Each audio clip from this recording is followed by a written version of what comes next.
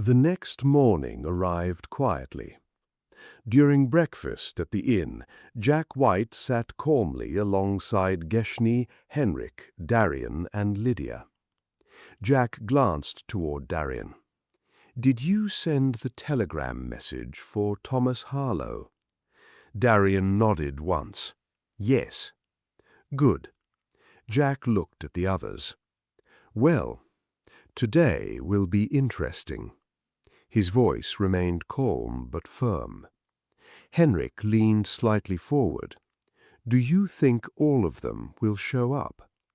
Jack nodded once. "Yes.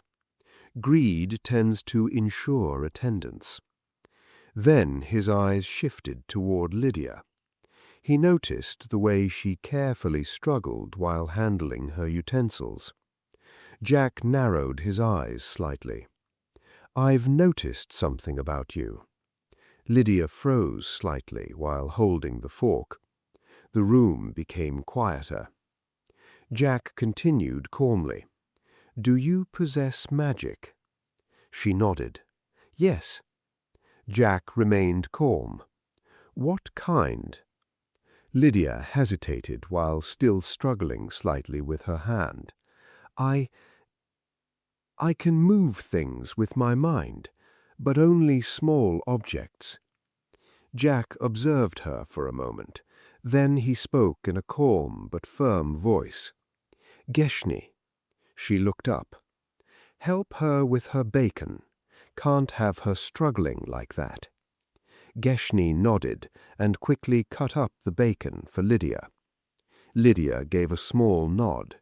"Thank you." Jack leaned back slightly. "For now, we'll see how many of them actually show up today. I may still need to adjust a few details, but after this stage is completed, I'll be reducing my visibility to an absolute minimum, and I would suggest the same for all of you." The room remained quiet. Everyone understood exactly what he meant. After breakfast, they left the inn and moved through the waking streets. The city was already active with merchants and movement as they made their way toward the meeting location. Eventually, they arrived at the building. Jack glanced toward Geshny and Darian.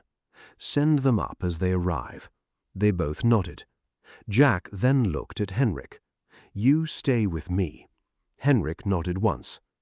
Inside, the large meeting room was already being prepared.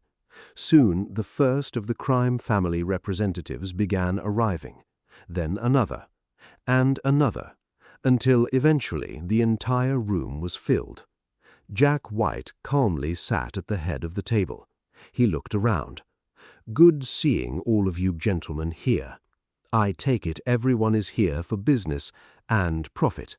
Most of the men nodded, except one. The man leaned back slightly. "I think your cut is too big." Jack turned his attention to him. The man continued. 40% is excessive. We take most of the operational risk. If this is exposed, we are the ones facing consequences. Your share should be smaller." Jack folded his hands. "Does anyone else feel the same?" A few voices responded. "Yes, I agree." Jack nodded slowly. "I see. So what percentage do you propose?" The first man answered immediately. 10%. A few others murmured agreement.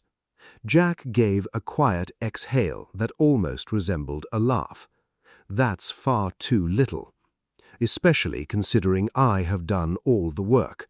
The planning, the sourcing, the machinery design, the procurement of paper, the ink, all of it.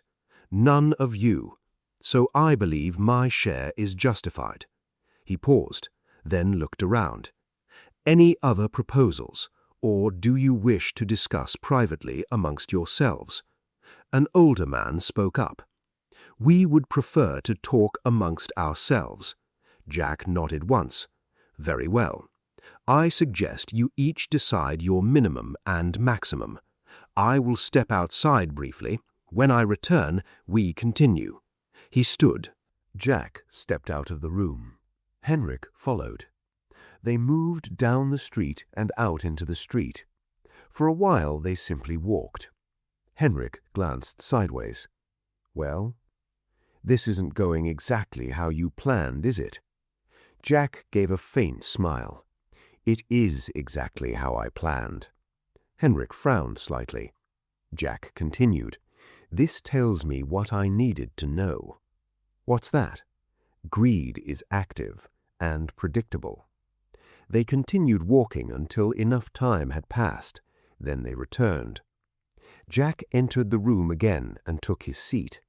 "Have you finished discussing?" One of the men nodded. "Yes." Jack nodded. "Good. So what is the proposal?" 10% yours, the rest ours." Jack shook his head. "No, I already said that is not acceptable. I propose 30%. The room reacted immediately. Too high. Jack leaned forward slightly. "Your counter-offer." 15%. Jack exhaled. "No, still too low." One of the men spoke. "You told us to define a range. What is your minimum?" Jack paused briefly. 25%. Meet me in the middle." A few men laughed. One leaned back and exhaled cigar smoke. "That's not the middle. 20% is the middle." Jack remained calm. 25%. He continued calmly. "The costs I carry are significant. The materials, the sourcing, the risk of exposure, all of it rests on me." The room quieted. An older man finally nodded. 25% is reasonable." Slowly, the others followed, except one, the man who had previously sold Lydia. "He still needs us." Another man replied calmly, "That is not the point. This is negotiation. We measure leverage, and we have it." He looked around. 25% for him, 75% for us, is fair. One by one the table agreed. Agreed. Agreed. Agreed. Jack stood slowly. "Very well. I will not keep you longer. You are all businessmen, and your time is valuable." He gestured toward the door. "You will each receive an envelope. Inside is the location of your carriage, the ink, the paper, the machinery, everything required. You may begin immediately." The men stood. One by one they shook his hand and left.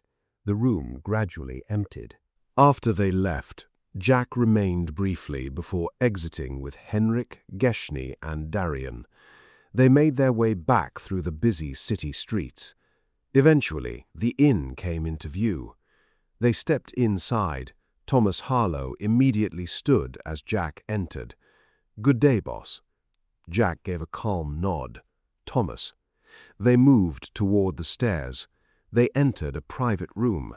Jack closed the door behind them and looked at Thomas. "Anything to report?" Thomas nodded slightly. "Yes, boss. There have been one or two complications, nothing I couldn't handle, and one of them may actually be an opportunity." Jack's gaze sharpened slightly. "Explain." Thomas leaned forward slightly. "Someone in a very high position has run into financial trouble. He runs a bank, but his personal dealings are far from clean. Gambling, bad investments, and debt." Jack listened quietly. Thomas continued. "This could give us leverage over him. He owes a substantial amount, and according to my informants, he is not an honest man. He has also done business with criminal families." Jack nodded slowly. "That may work in our favor." Thomas added more quietly, "And there is something else. He is involved in the slave trade, supporting certain operations." That final line settled in the room. Jack's expression remained controlled. Then Jack looked at Thomas Harlow and said, "What about the police? Have your men infiltrated the police stations?" Thomas Harlow looked at him with a slight smile on his face and said, "Well, technically, they're your men, and yes, they've infiltrated a few police stations as well as a few criminal organizations. They have been gathering men for me and conducting research there." Jack remained calm as he absorbed the report. Jack's gaze stayed steady for a moment. Then he turned slightly toward the window, where faint daylight still lingered in the sky. The room was quiet, except for the distant sounds of the city below. Jack finally spoke again, his voice calm but deliberate. "Well, this is indeed interesting." The daylight outside cast a pale glow across the edge of the window frame. He looked back at Thomas. "See what you can find out, and if the man holds any kind of gathering, notify me immediately. I may consider introducing myself personally." He paused briefly. "And perhaps this man could prove useful." Jack narrowed his eyes slightly. Greed seems to influence him as well. A faint hum of thought passed through his expression. I see." Then he continued, "Ask your men to look into something for me. Check whether there is only a vault inside his house. Men like that tend to become paranoid, and paranoid men usually hide something valuable somewhere." His voice remained calm. "That is what I want to know." Jack shifted slightly. "I also need to prepare for my trip back. You are in charge while I am gone. Ensure everything continues exactly as planned, and you know where to send messages if I cross the border." Thomas nodded. "Yes." Jack continued. "Good. I need to go and pay a certain prince a visit." He paused, then added quietly, "And when I return, there are a few things that will need to be removed. You and your men will handle it, or I will send instructions while I am away. I will confirm the details later. For now, continue your work, and find me an angle on this man." Thomas nodded again. "Yes." Jack gave a faint exhale. "That will be all." Thomas turned slightly. "Then I will return to my work." Jack nodded. "Yes. Go." Sometime later, Geshni returned with Lydia. She had several new clothes with her. Lydia looked more composed, though still quiet. Jack glanced at them. "Good." He turned slightly towards Geshni. "Tell the others we are leaving." He placed a folded piece of paper on the table. "And check something for me.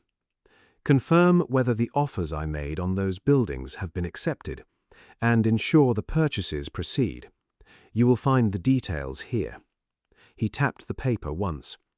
"Use the registered companies. The funds will arrive in those accounts as always, then proceed." He leaned slightly forward. "Split the work between you." Geshni nodded. "Yes."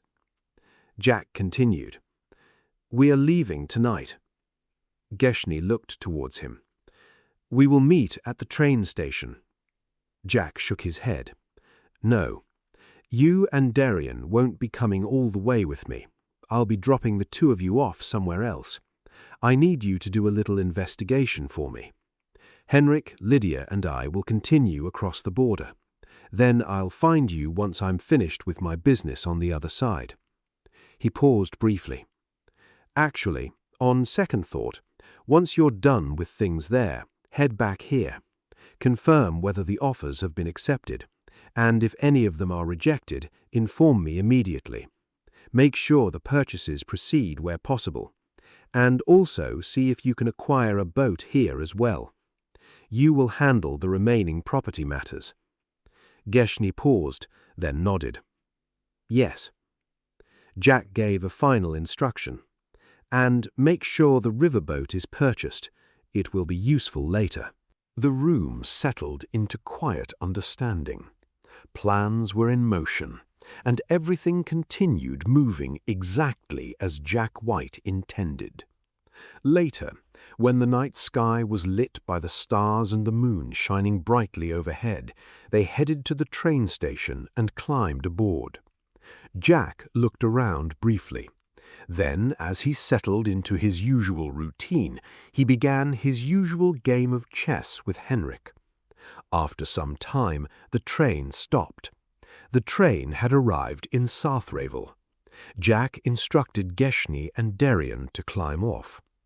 "Well, this is your stop." Without hesitation, they gathered their things and prepared to leave. But just before they stepped off the train, Jack spoke again. "And stay in contact with Thomas Harlow.